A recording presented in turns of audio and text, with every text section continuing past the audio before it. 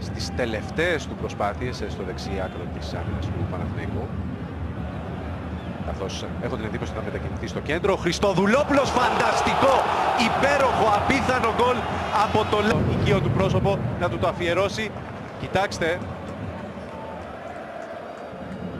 φοβερό, πολύ ωραίο. Το πέμπτο γκολ του Λάζαρου Χριστοδουλόπουλου με φάλτσο, δεν μπορεί να κάνει τίποτα ο Κωνσταντόπουλος.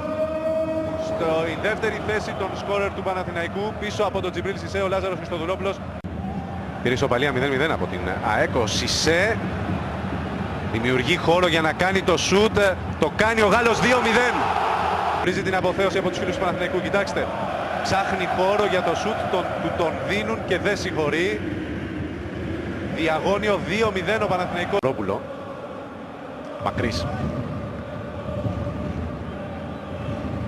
Στολτίδης, Επστάιν, χαμηλά αυτή τη φορά, ο Στολτίδης, η Κέρκυρα μειώνει 2-1. Με τον αρχηγό της, τον Ιεροκλή Στολτίδη.